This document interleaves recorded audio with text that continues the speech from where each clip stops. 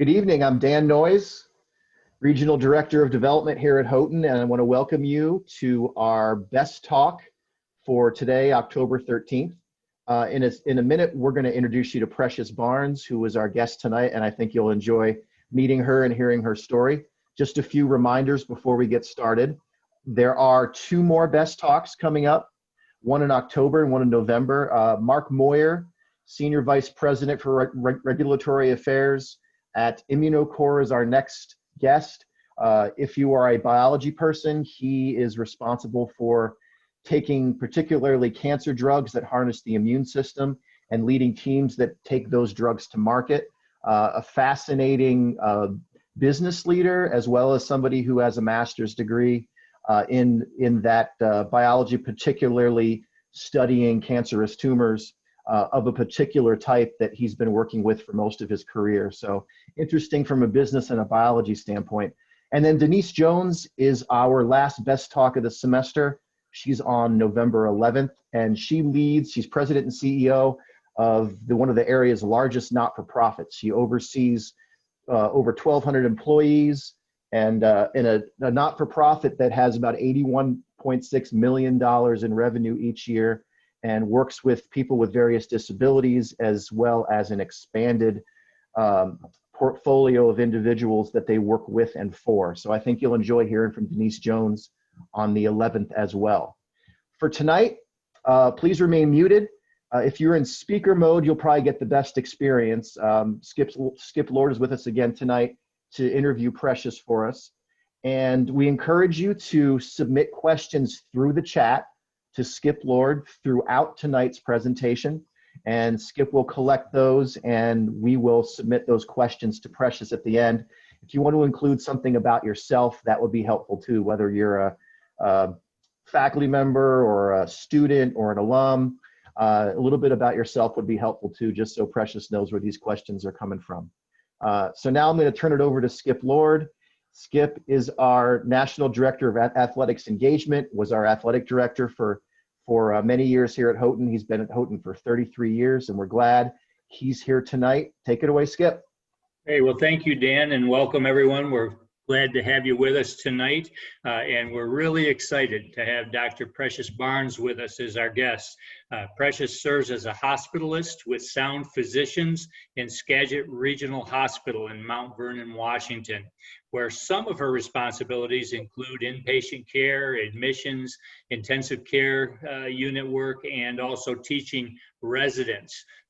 Precious is a 2001 graduate of Houghton College and is now duly certified in family medicine and see if we can say all these things all the way through, neuromusculoskeletal medicine and osteopathic manipulative medicine. And so she's got a lot to share with us, and we're looking forward to hearing from her. So Precious, thank you so much for taking time to join us tonight. Thank you for having me. It's an honor. So help us to get to know you. So some of the people on this call obviously know you and know you very well. Others, this is their first time meeting you. So help us get to know you. Tell us a little bit about where you grew up and what brought you to Houghton College. So actually, I am an Army brat because my dad was in the Army. So I grew up around the world. I lived in Michigan, Germany, in North Carolina, a little bit of time in Virginia, and Texas, but then my dad actually retired in Augusta, Georgia. And so that's where I spent like the end of my middle school years and into my high school years is Augusta, Georgia. So sometimes I refer to myself as being from Georgia because that's where I was as a teenager. And when I was there in Georgia, I went to a private Christian school. And I think my name somehow got on the Houghton list because I actually never heard of Houghton College before. So Houghton actually wrote me before I even knew of Houghton. And so at the time I was looking at colleges that had strong science programs and strong music programs, which are two things that Houghton definitely have. And so I ended up applying, I got accepted, I got some decent scholarships and prayed about it and ended up at Houghton College. Okay, so Houghton, I know wasn't quite what you expected. when you arrived. And then shortly after you arrived, you no sooner got here and were dealing with us not being what you expected, and your dad passed unexpectedly shortly after you got here. Lots of people would have just packed it in and called it quits at that point, but you persevered. Why was that? What got you through, and who were your main influencers? So yeah, the Houghton definitely was not what I was expecting. So my dad was sick and he had cancer. And so unfortunately we weren't able to visit. Actually, that was fortunate that we weren't able to visit because I had no idea that Houghton was in the middle of nowhere. I am more of a city girl. And so I gravitate more towards city life. And I called Houghton and I said, hey, I'm not going to be able to come visit. And then it was actually the Dean Danner, who was the Dean of Students at the time. He had, was like, well, that's okay. We will send you information. And so people sent me videos and people called me to tell me about Houghton. And I remember on one call that I was like, so you guys are like near New York City? They're like, oh yeah, we're not too far from New York. Had I had actually looked at a map and seen exactly where New York City was, I would have known it was quite far and probably wouldn't have come. And then my mom ended up flying out to New York with me, and we were picked up by the Houghton shuttle service. And then the guy was like, well, welcome to Houghton. And I looked around and I was like, Mom, where's the campus? And my mom was like, and then the guy was like, oh, most people say, where's the town? And I looked at my mother and I was like, take me home. I was like, I can't be here. I cannot be here in the middle of nowhere. And she was like, well, honey, we've come this far. Let's just take a look around. Let's just see. And I was like, I'm ready to go home. And so we went around campus and we actually went into the campus center. And lo and behold, there was Dean Danner, who was at the ROTC table. And so being from a military family, most military people gravitate towards other military people. And so my mom was like, oh, look, there's an ROTC table. Let's go check it out. And then there was the retired lieutenant colonel who was there and introduced himself. And he was, very kind. And we had an immediate connection. Part of it was that military connection. And so during the rest of our tour, Mom was like, well, you know what the colonel said, things are okay here. You'll be fine. And it was always, remember what the colonel said? So I ended up staying and ended up saying, okay, well, I'll stay. And unfortunately, about 2 weeks later, I got a call from home saying, you need to come home. This is it for Dad. Mm-hmm. And so my dad talked to me and he's like, well, we're planning my funeral because the doctors say that I don't have much time left. And he was like, so, I'm going to be flown back to Michigan. They're going to bury me there. You're in New York, just fly to Michigan for the funeral. And then you can fly back and finish school. And then I was like, can I talk to Mom, please? So then I got on the phone with my mom. I was like, Mom, I want to come home and I want to come home now. And she's like, honey, she wants to come home. Please let her come home. And so he's like, fine, she can come home. But my dad made my mom promise that if I came home, that she would make sure that I would go back to school because he said, life doesn't end when I end. Your life will still be going on. And so when I was home, Dean Danner had actually went around to my teachers and to all my professors and said, hey, she is home, but send her all of her homework because she's coming back. Nobody believed that I was coming back, but he was like, she's coming back. And he's like, so send her homework. So I'm doing my calculus and my biology projects and stuff at home and writing my papers from home. And then finally I ended up coming back about 3 weeks later. And that was very difficult, but I had a great homecoming from the friends that I had made. They were there, Dean Danner and Shirley, who was working with him as well. They were always checking on me, making sure that I was doing okay. And even Coach Barry, who was the men's basketball coach at the time, he was there. He was like, hey, if you need to take a jaunt down to one of the malls or something, just let me know. I'll be happy to help you get away. You can bring your friends and, we'll just go if you just need to go away. So there were a lot of people who were very, very supportive of me at Houghton. And that's actually why I stayed, because I told my mom, I was like, well, you promised Dad I would go back and I'll finish out the year. I was like, but at the end of the year, I'm coming home. But because I had such a great supportive network that I felt like this is why the Lord told me to go to this school, and this is why I needed to come here.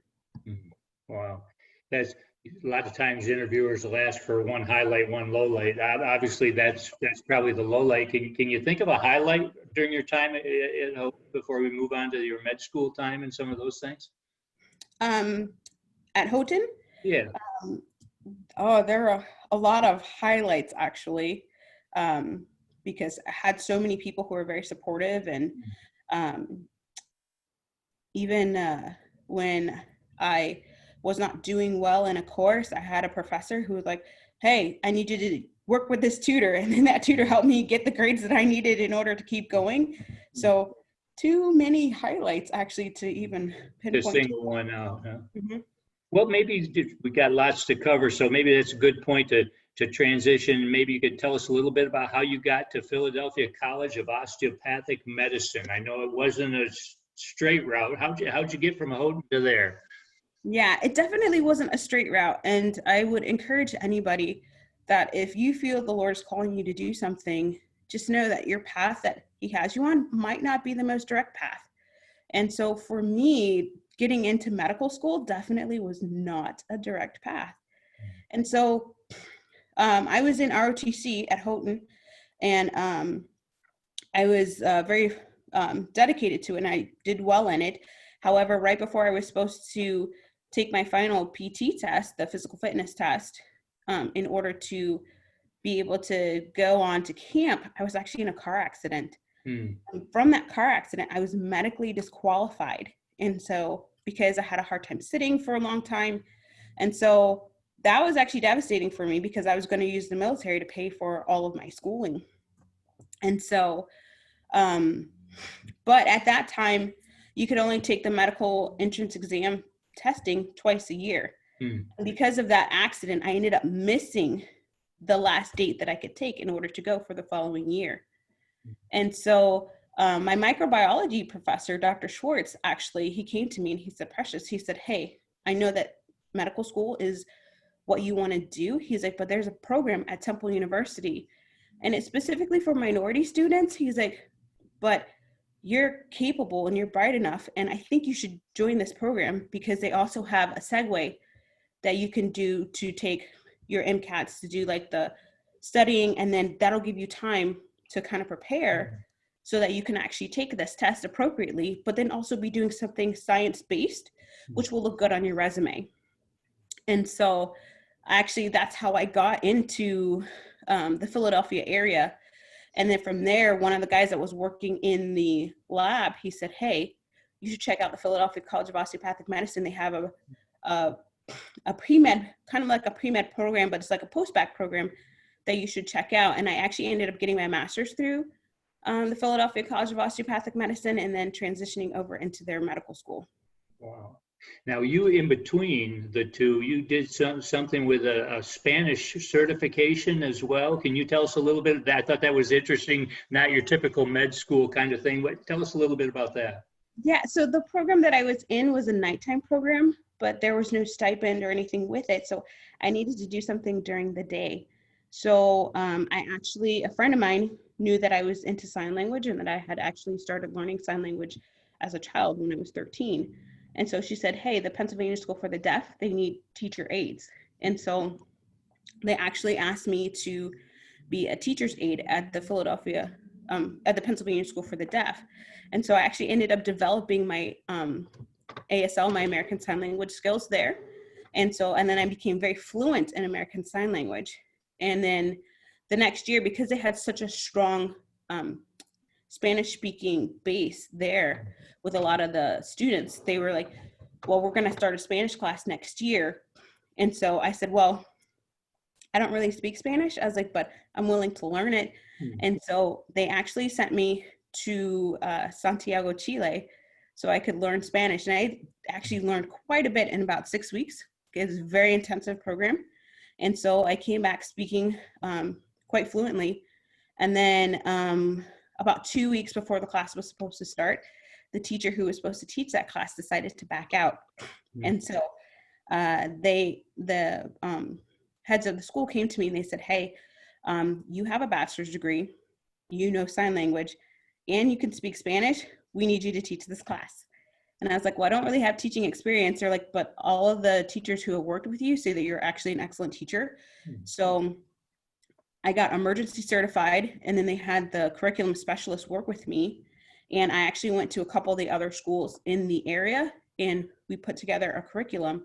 And then I started to teach at the Pennsylvania School for the Deaf. And then actually I ended up, the following year, I wasn't just teaching Spanish, I was actually teaching math as well. And so I just continued my courses in order to keep up my teaching certification. So I ended up learning 2 languages fluently prior to going to medical school, which have actually served me quite well in my current profession. And I use both Spanish and American Sign Language pretty frequently at my job now. Cool. After med school, you did a residency in Cleveland, and then you did a fellowship in Maine. Can you tell us a little bit about what those experiences were like? Yes. So whenever you graduate from medical school, then everybody does their residency in whatever they choose. So if you want to do a surgery residency, you go into surgery residency. If you want to do family medicine, you do family medicine, and so forth. I wanted to do orthopedic surgery. So I went into an orthopedic surgery residency. And so I got accepted into that residency program. And then at the end of that year, they were like, oh, by the way, we're closing the residency program. And anybody who is a level 2 and below, you'll have to find another residency or transition into another specialty. And I was like, wow, that was a pretty tough blow because all I did was surgery. And so they had, and trying to find a number 2 spot is very difficult when you're transitioning into orthopedics because it's a very competitive residency. And so me and the other person who was in my same boat, the 2 of us were like scrambling and trying to find places, but we weren't able to find places. But we had 3 other residency programs, and I was offered a spot into the family medicine, the internal medicine, and the emergency medicine residency because I had worked with all of those specialties. And so finally, I actually decided on family medicine, mostly because family medicine was still pretty general, and you can actually do a lot of different things in family medicine. And I wasn't quite sure what I wanted to do at the time. So I chose that residency, and it worked out great. And I ended up gravitating more towards hospital medicine. So most of my rotations were in hospital medicine. And so that's how I became board certified in family medicine, but I specialized in more hospitalist medicine. And so being an osteopathic physician, we do a lot of the osteopathic manipulations. We do a lot with our hands. We do a lot with, the musculoskeletal system, which is very close to my orthopedic love, which was my first love. And so I actually, while I was in medical school, I did, you could do a 5-year program where you do a year with just osteopathic medicine and doing research in that. And that's what I did. So my hands were actually very developed, and I had actually come in with highly developed skills. But one of the professors was like, you really need to get board certified in it. And I was like, I don't need to be board certified. I'm good enough without it. And he's like, no, he's like, in this day and age, you need to be certified in a lot of these things. And that's just what people are looking for. So after 3 years of beating me down, I finally conceded and decided to apply for the fellowship, which is what took me to Maine. And so I had a huge growth in neuromusculoskeletal medicine and those skills just working at that institution. And I did a lot of hospital medicine, osteopathic manipulation, which we're working on trying to publish another article dealing with subarachnoid hemorrhages and how you can kind of help take away some of the headaches just using your hands, because there's a lot of difficulty using opiates trying to get rid of those headaches. So this will decrease the opiate crisis that we have in this country, but also actually give people good treatment as well. And so that's when I did my fellowship there. And then after doing my fellowship, I graduated, and I love to travel. And so I decided to do locums. And so locums is where you're sort of like a substitute doctor. So they'll pay for you to go anywhere as long as you have a license in that state. And so I was like, well, I love traveling. Let me pay for somebody else let me get somebody else to pay for my travel. So I would travel to different areas, work at the hospital, and then stay a couple extra days and tour around and enjoy that area. And then I was at a conference in Puerto Rico and ended up running into an old classmate who was a couple years ahead of me. And he was like, hey, what are you doing? And I was like, just enjoying life and working locums and doing my thing. And he was like, well, why don't you come work for me in Washington? He's like, because I have, he's like, I need somebody who's a teacher. I need somebody who is family medicine certified and somebody who's certified in neuromusculoskeletal medicine, and you meet all those criteria. And I was like, oh, well, I love Washington, D.C. And he's like, wrong Washington. So I was like, oh, that's too far. That's like on the other side of the world. I was like, my whole family is East Coast. I've got some Midwesterns, but that's too far away. He's like, well, just come visit. And then he guilt tripped me. He's like, you haven't seen my youngest daughter yet. And so you need to see her. And you haven't seen my wife in a long time. She misses you. So I was like, fine, I'll at least go because it was a free trip. That's usually how people get me, is by saying, we'll give you a free trip. So I flew out there, and then I was like, I felt it in my spirit. And I was like, oh, Holy Spirit, this isn't supposed to be a place that we like. We're not supposed to be here. And I just really felt that this is where God was calling me to go to Washington. And then I really liked the program. And so here I am. There you are. And what does a typical day in your life look like in your job there in Washington? We were talking a little bit earlier about your schedule, days on, days off. What does life look like for a doctor in your role? So I usually work 7 days on and 7 days off. And my days on, they're 12-hour shifts. And so you work 12 hours. And so usually they're not too bad. Usually you can come in, get your cup of coffee, sit down, review all of your patients, and then go see them on the floors for a couple hours. And then afterwards come back, and then you're able to kind of write up your notes. However, as I tell people, if you ever have something planned, that's usually when you're going to get a code or something, because people don't have codes usually at the beginning of the day. It's usually at the end of the day. And so your 12-hour day ends up turning into 13 or 14 hours. Because if somebody's dying, you can't say, well, you've got 5 minutes. If you turn this around, then good luck. Otherwise, hopefully you'll be here in the morning. You can't do that. And so, you stay and you wrap things up, and you're hoping for the best that, your training kicks in and you can do whatever you can in order to save a life.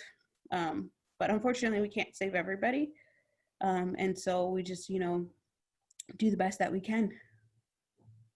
So I'm sure there are some days that are sort of typical and routine, and other days that are maybe more quote unquote exciting. Can you share a story or two maybe about one of those exciting experiences? I actually have quite a few exciting experiences. And so actually just recently, I was supposed to have residents with me, and usually I do have residents with me, but something happened in the schedule, and so I ended up with no residents. Mm-hmm. So I had a resident level schedule, because usually there's more patients on the resident team, and then it was just me. But that day was a bit challenging because I had a patient who has a form of Alzheimer's and dementia, but it's secondary due to the fact that he drank too much alcohol. So I had to have a long talk with him, and he forgets. So I have to keep reminding him. He's like, well, no, this isn't happening. I was like, yes, we just talked about this 5 minutes ago. So I was in there with him for a long time, trying to get him to realize that he needs help. He needs to let his daughter come in and help with things and that kind of thing. But then at the same time, I had another patient who that day he came in, he had an infection recently.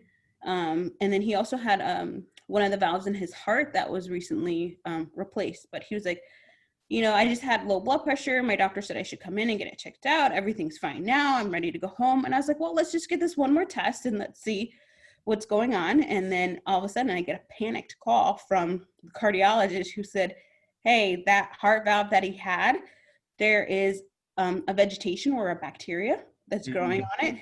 And not only that, it's rocking.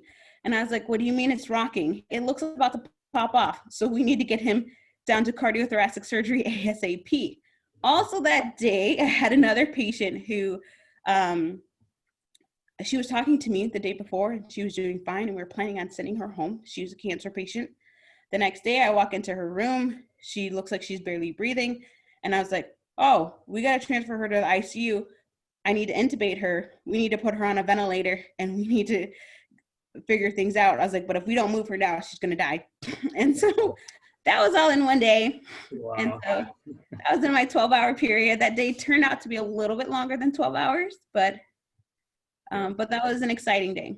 For sure, for sure. So most people who've gone through an undergraduate program, several master's degrees, and now finished their doctoral work would feel like I've had enough school for right now. But as I'm reading through your vita, I noticed that you're working on a PhD. Can you tell us a little bit about that?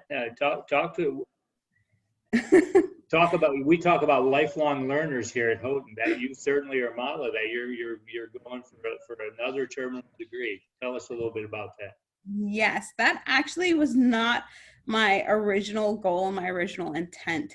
So when I was in medical school and I was doing that extra year of research, unfortunately, my older brother, got sick randomly and ended up getting sepsis and he ended up dying. And so that was very trying for me, and because I had never known a world without that brother in it. Mm-hmm. And so, and we were very, very close. And so one of the things is that I felt like I wasn't ready to start residency because residency is grueling all in itself.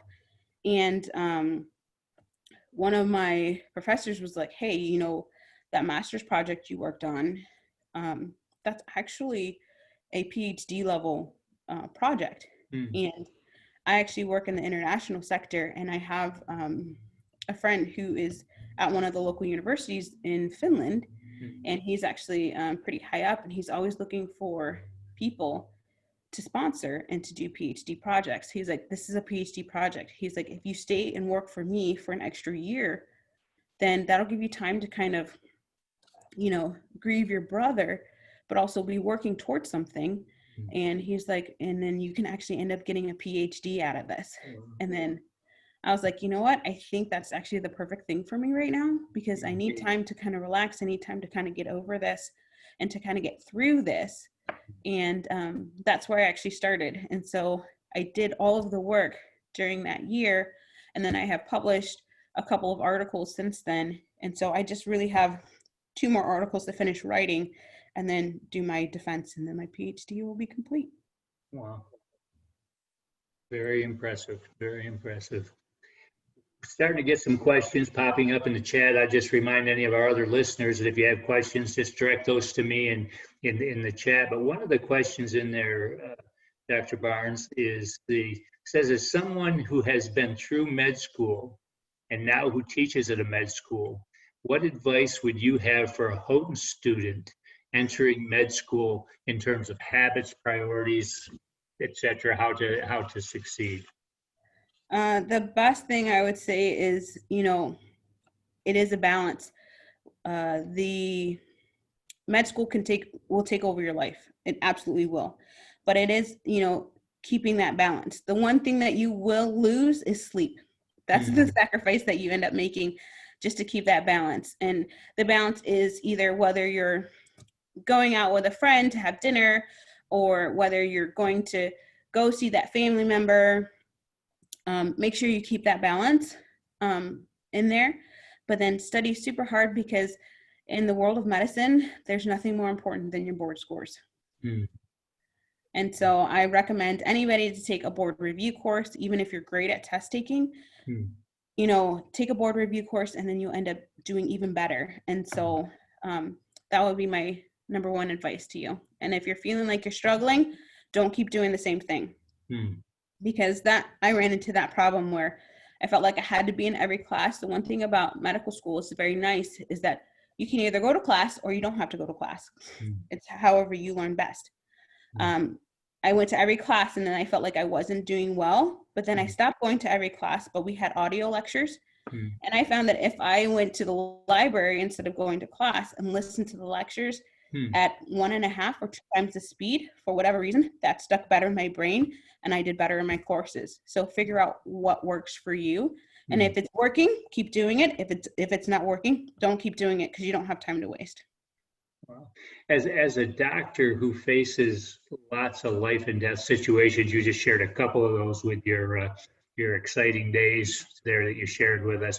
What does your support system look like? You know, when you go home and you've just had one of those days where you're making life and death decisions for patients, how do you get renewed? You know, how do you get refreshed? How do you get ready to get back and do it again the next day? So for me, I feel like doctors are the ultimate split personality group. Because I tell them, I'm like, Dr. Barnes goes to work, but Precious goes home. And so um, you do have to figure out how to completely separate yourself so you can be one person at work and one person at home. And so that's what I do my best to try to do. If it's, coming home and just working out, sometimes that's what I need to do, or coming home and sitting in my massage chair, and because I do have a massage chair.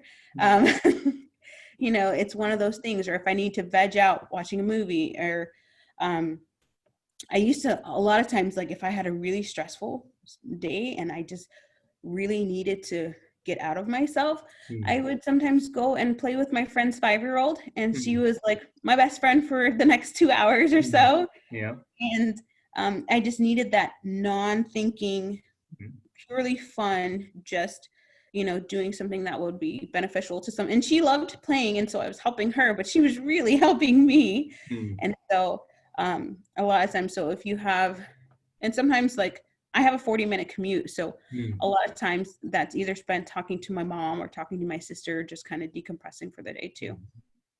When we've met several times for breakfast out there in Washington, you've talked quite enthusiastically about your church. Is your church family part of that support system to a degree as well? They are a huge support system, and I have several friends who will just come over at the drop of a hat. Like if I just need to chill out and talk with somebody, or be like, hey, how about you come over? They're like, sure. Or I've had people say, hey, how about I come over? I'll be at your house when you get there. And then they're at my house and dinner's waiting for me on the table. And so I've definitely had a huge support system at church. And so I actually probably, because it's tough being out here away from family. And so they have become my family, and they are my big support system. I know we sit here as a college and think about how to adjust what we do to deal with this pandemic that we're going through, with all of the COVID things that are happening and so forth, and how we do what we do differently so that students can be here and faculty and staff can be meeting with students in person and so forth. How has the pandemic impacted your day-to-day life? So the pandemic has definitely impacted us quite a bit, especially since there are some times when I am actually working on the COVID floor. And so when I'm working on the COVID floor, what we try to do is that you're working on the COVID floor, and then for at least the next 14 days or so, you're not working on there. So we have sort of like a 10 shift rotation. So for the next like 10 or 12 shifts, you're not working on that floor. So maybe like once every 2 or 3 months, you're working on that floor. And so I tell my friends, I'm like, hey guys, I have to go under the radar. I'm going to the COVID floor.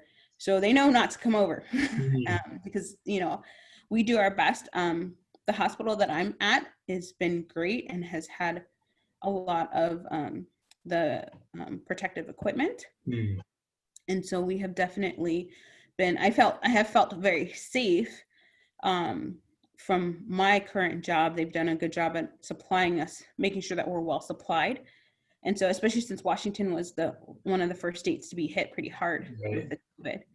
And so But, I have friends who will say, hey, are you home? And I'm like, yes. And they're like, they'll drop off like, 3 or 4 dinners on my doorstep. And they're like, check your doorstep. I just dropped something off for you.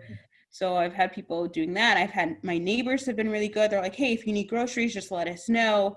And then, you can order your groceries online and then they'll go pick them up and then they'll just leave them in my garage for me.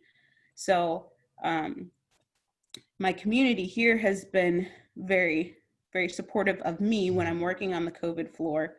It has been difficult working on the COVID floor and working in the hospital. Now that COVID is not, we've got a better hold on it and it's not as prevalent in this state. So we have allowed in our hospital, we've allowed a person to have one designated visitor.